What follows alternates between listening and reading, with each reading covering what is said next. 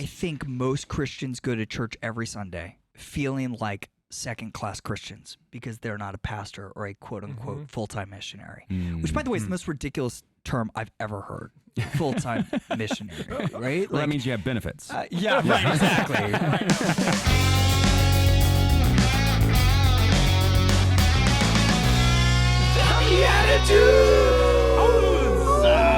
Yeah, welcome back. Keep Austin weird. Well, and we are. We're making it as weird as we possibly can. Welcome to the bonus episode. We're here on Friday, back with Jordan Raynor. We're gonna bring him fully into the show here in a second. But welcome to the BeatiDudes. This is a podcast for Christian men seeking to grow in holiness and humor with as they pursue God with one another. So working together, we take the gospel seriously, but not ourselves. Amen. Yes. So, so my name is Paul Kolker, and I'm joined as always by Jeff Scheffelbein. Howdy. And Nicholas Besner. I'm Nick Besner. Classic intro. And I think it's funnier with age. Were you an accountant, Nick? yeah, can you tell? Jeez. But we're here in Austin. This is our now technically our second road show. But we're here with Jordan Raynor. He's about to go give a talk at DCX. We got to learn a lot about creation and about. Wait, hold on. He has this like new speaker that's going to be either an opener or maybe right after him that nobody's ever heard of, named Tim Tebow. What? Who's that guy? Yeah. So what I'm hoping is you just don't intimidate this guy. Like, Yeah. try to be Stature. soft. Try to be soft? Yeah. Okay, Yeah. great. I'll try. Downplay From what I've everything. heard, Yeah. Try.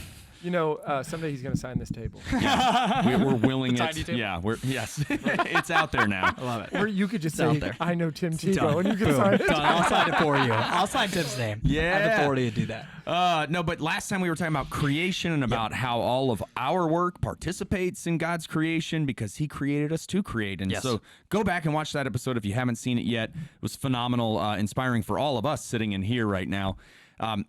But Jordan, you said that you also want, like, it's not just about that first commission. Yes. There's also the Great Commission. Yeah. And so how we do that now is maybe different than how we would have done it even just 20 or 30 years ago, right? Yeah, that's exactly right. We talked pretty much the whole time in the first episode of, hey, the Great Commission is not the only commission. Christians have a dual vocation, the Great Commission and to make disciples, the first commission to create culture. But yeah, to your point, Paul, the way we go about the Great Commission has got to look different than it did in my parents' generation, your parents' generation. I don't know how old Jeff is. He's looking pretty old. So maybe in his generation. Jordan, You I have, get in the spirit I of have the show. 7 kids. I'm only 30. This gray hair is just Only 30. Wait, when did Man. you start having kids? Jeez. Don't worry. But but I talk a lot about in this book because the sacredness of secular work, the goal is to help readers see how their work matters for eternity. And one of the ways that work matters for eternity is that you can leverage your job to the instrumental end of sharing the gospel with those you work with. And, I've interviewed hundreds of people who have done this really, really well. And there's a couple of common things that they do to be effective at making disciples in the workplace. I'll just give you a few. Number one, they are so good that their coworkers cannot ignore them. Yep. Right. They are world me. class. That's Jeff. That's Jeff. Nick's like, yeah, that's me. Dibs. Dibs.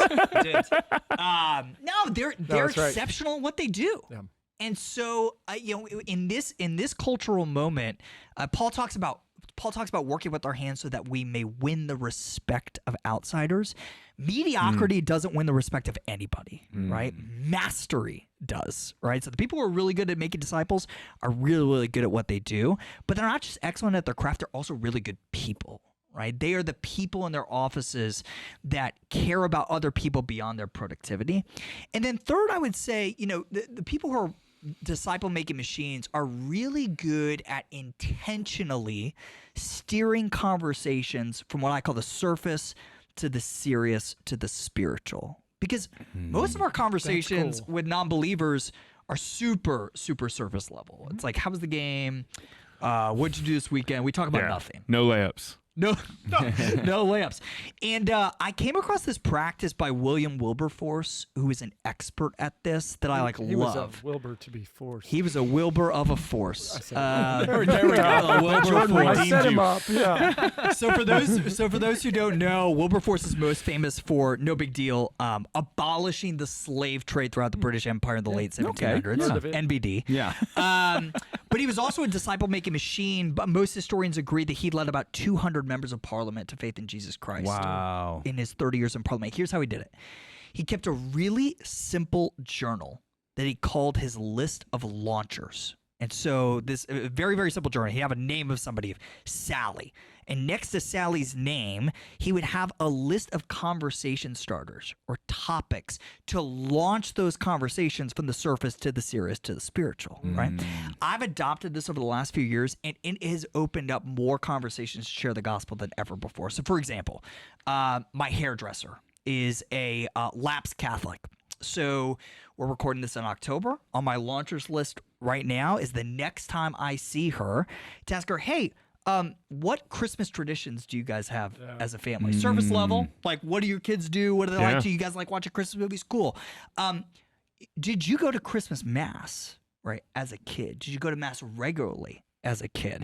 And then spiritual is, hey, why don't you go today? I know you guys don't go. Like, talk to me about that. What's your history with it? So just a tiny bit of intentionality. It's literally like, I don't know, 2 lines of text in a Google Doc on my phone. Yeah. But before I go into my next haircut, I'm going to pull that up, look at my launchers, and try to steer that conversation from the surface to the serious to the Jordan, I hope spiritual. everybody's hearing that. That is such an incredible practical tool. And the other part of it is it also flies in the face of what some people want to do, which is, why don't you go to Mass anymore? Like, you know, just right away. you know, same haircut. What's wrong with you? That's right. Yeah, right. Yeah, there's a big difference in the approach too, because you're with that intentionality and that preparation, you are already loving that person before you're even in the room with them. Yes. Yeah.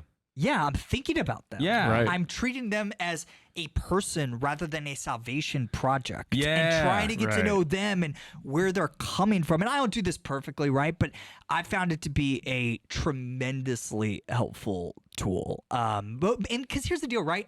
The people in our neighborhoods, the people in our offices, they are desperate for truth. They just don't want to admit it, right?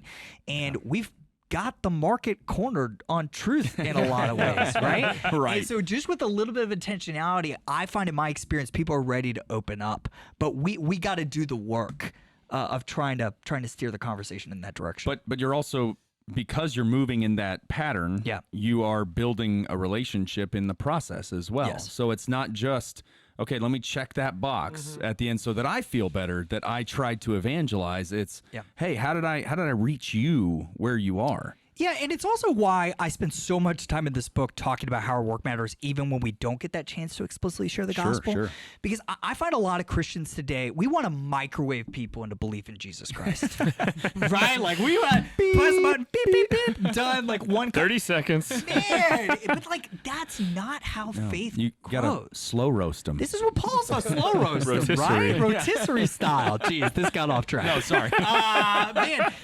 No, but like this is what Paul's talking about. I think it's in 1 Corinthians 3. You know, one person plants the seed, another person waters, but it is God who is making the thing grow, right? Like God's job is fruitfulness. Yeah. Our job is faithfulness. But we got to show up and be faithful and do a little bit of work to steward the people that he's put in our lives and to lead them to the one true God.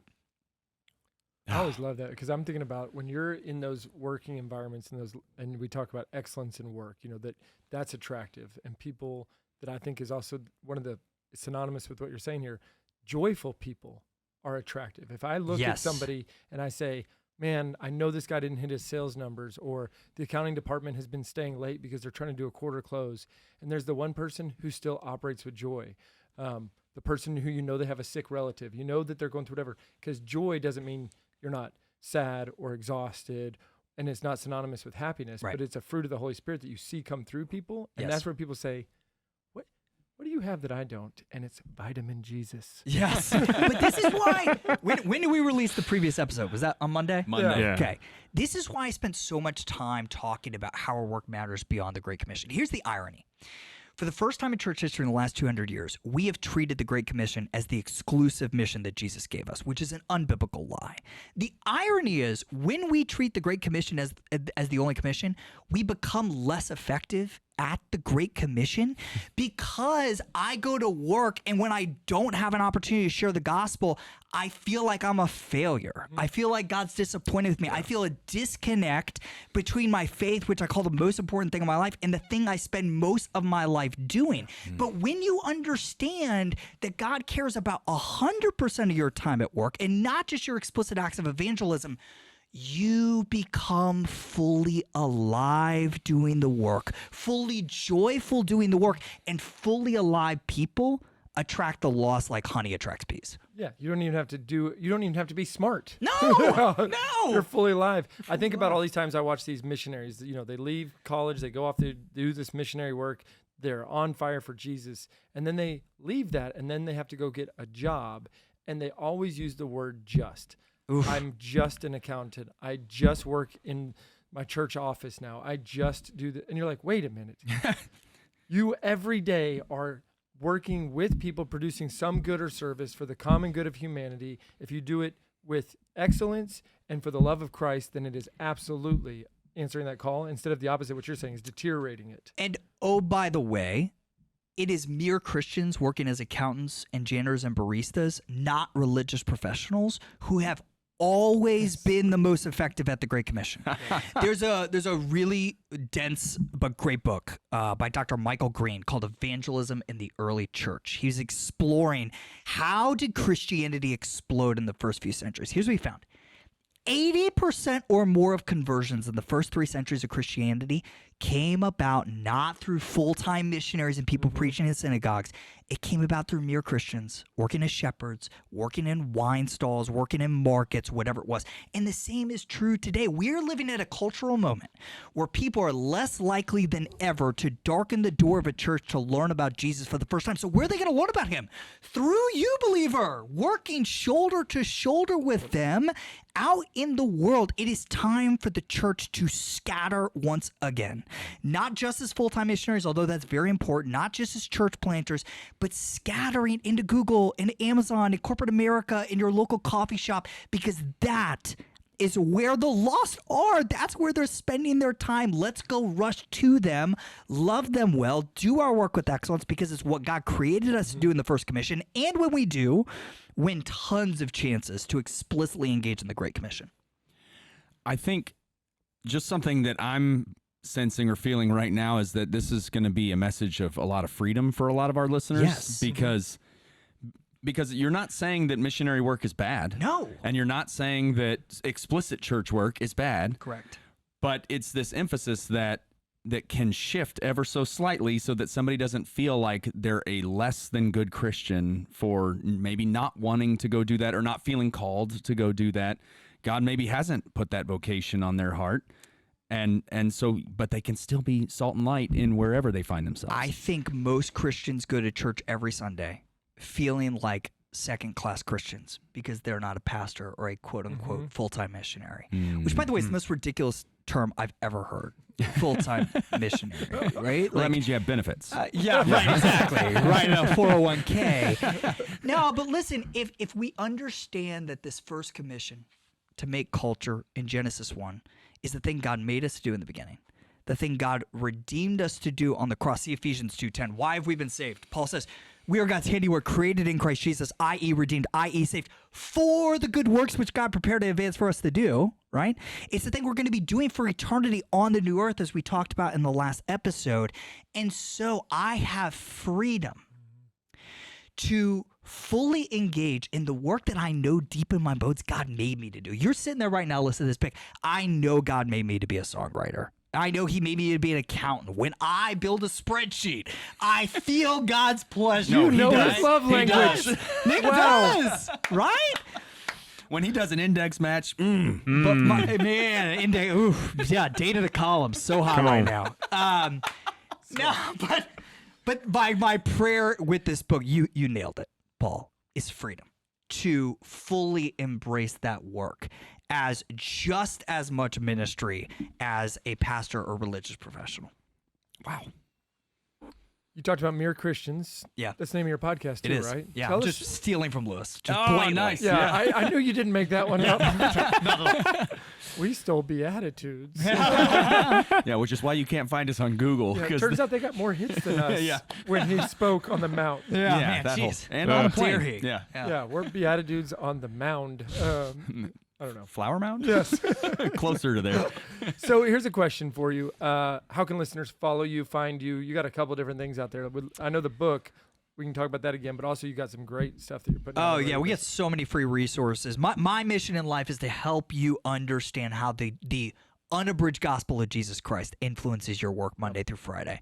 And we got tons of free resources to help you do that at jordanraynor.com, the Mere Christians podcast. I have a weekly devotional called The Word Before Work that drops every Monday morning. TWBW. You There we got go. it.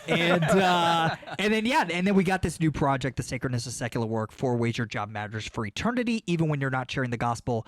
Literally the longest title of all time. And I'm pretty proud of that. I'm pretty proud of setting records Own on it. Amazon. Yeah. No, I'm all in on it. Have you finished the book? No, I haven't finished the title. Finish the title. I'm still going. Yeah. You know, out of all those, where do you get the most joy? Is it writing? Is it, going back that's to your White House That's days? a really good question. I get the most joy in writing. I love podcasting. I love meeting amazing people. And by amazing, I don't mean famous. We just released an episode today with a warehouse manager. I listened. That was awesome. Yeah. No, but I love doing the incredibly hard work of simplifying really complicated ideas. Like I love being stuck on a problem in a Google Doc and having to take a 30-minute walk to work it all out. And no, I love that. That's what a Google fellow does. That's it. Go back to the Monday episode to see that reference. He could have used word, but no. That's the Hard enemy. pass. That's the enemy. Hard pass. Yeah. All right, just a little surprise twist here to finish off. You got 3 young daughters. I do. The 4-year-old, 4 years into adoption. Yeah. Can you talk to us? How do we raise kids? What are we supposed to do? I have no idea. I have no clue. I am an adequate father at best. No, I'm just kidding. I'll say this. I'm thinking a lot about how to talk to our kids about work. Yeah. In fact, we just published last year my first kids book to help them understand this first commission is the thing God made them to do. I've read so many children's books to my kids on the creation account of Genesis 1. And they all drive me bonkers because they're all essentially the same thing, right? God created this on day 1, that on day 2, day 3, 4, 5, 6, the end. We treat the 6th day as the end of creation. The 6th day was just the beginning of creation. The 6th day, God passed this largely blank canvas of a world to us and said, fill the earth and subdue it and rule over it and create like I did, right? And so it's trying to help kids see that. So you get to the 6th day of creation, like, I don't know, like a couple of pages into the book. And it says, and now you might think that our story is ending, but this is just the beginning because God made you to look like him, to act and work and create with him. That is the purpose of our life, to be with him and create with him for his glory and the good of others. That's what we see on almost every page of scripture. And so I'm just trying to help my kids see that and failing at that. And, Sounds like you're doing. the picture book wasn't good. Everything else is, messy. How do you then, Parenting's messy. you're traveling, you're speaking, you're Yeah. writing.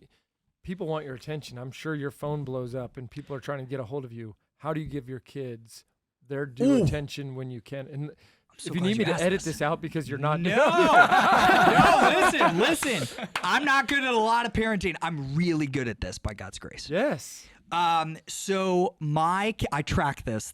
You're going to appreciate this as a spreadsheet guy. I have a spreadsheet that tracks how many times my kids have seen me on my phone inside of my house. We're recording this in October. This year, they have seen me on my phone inside my house 7 times. Whoa. I quit. So Hang up your cleats, Jeff. This is actually all right. So hold on. I'm going to tell you how to do this. How much time do we have? Can we Keep going. can Keep we go on Whatever going. you want. Yeah. Okay, can we go on this? All right. So the key is I have taken control over when I check my incoming messages. And before you say, oh, you're a writer, you could do it. I was doing this when I was running a 150-person company. So it's real simple. Let me give you 5 steps of taking control over when you check your messages.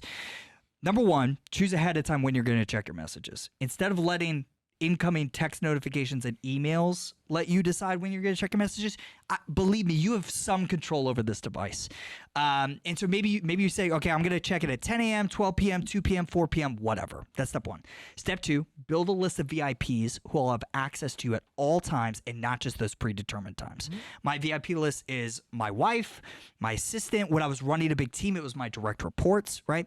Step three, pull out your iPhone, add all those people to your favorites list so that when you turn your phone on Do Not Disturb, calls from those people alone are going to come through, not their text messages, not their emails or Slack messages, not every Instagram notification of somebody liking yet another picture of your dog. It's not that cute, right? That's it.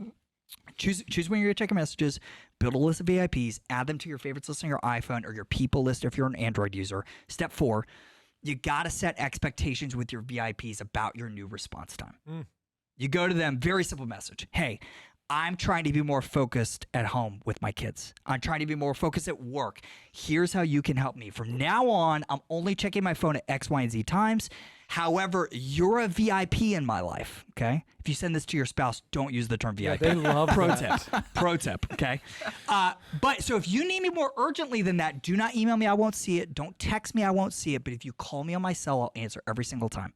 Step five, when you get home from work and you want to be fully present with your kids and show them just how much you love them, take your phone and put it somewhere that it's going to be out of sight, out of mind. So for me, it's my master bathroom. My phone stays in my master bathroom from 5 p.m. until 7:30 p.m. when my kids go to bed every single night, and I do not touch it, right? But here's what I do. My ringer is on my phone, right? And so if one of my VIPs calls and needs something truly urgent, which P.S. they rarely do, right? I basically converted my cell phone into a landline for 2.5 hours. I go into my master bathroom, I look at it, I make a decision on whether or not I'm going to answer it. If I answer it, I stay in there, take the phone call real quickly, then put it back and go back. Why do I do that? Because if my phone stays in my pocket, I will check it incessantly because I am an addict. And frankly, what's going on my phone and my email sometimes is more exciting than playing PJ Masks with my 4-year-old, right? And so, but by doing that, I could be fully present with my kids. And my goal is that they never remember seeing me on my phone in my house. And by God's grace, that simple practice is helping me do it. I've wanted to meet you for many, many months after my friend Gwen Kendrick introduced me to you over a year ago. So this is a blessing. But what you just imparted to all of us is a blessing to my kids. So thank you. And I'll tell my wife that you said to call your wife in my top 10. She made it. MySpace top 8. Nailed it. We love MySpace at the BeatiDudes. Love it. Oh, my goodness. Well, real quick, backtrack. For our Gen Z listeners, a landline is a phone that you don't carry on your person. and MySpace.com was the first one that you could do social on. Yes, that was the first. There's a Jordan Raynor rock band on MySpace. What? Are you related? This is true. No. I'm It's in the you. rock band. Okay. It's still there. It's still off of college. Yeah, I can't believe it's still there. Amazing. And we can Never like press forgets. play and it Press works. play.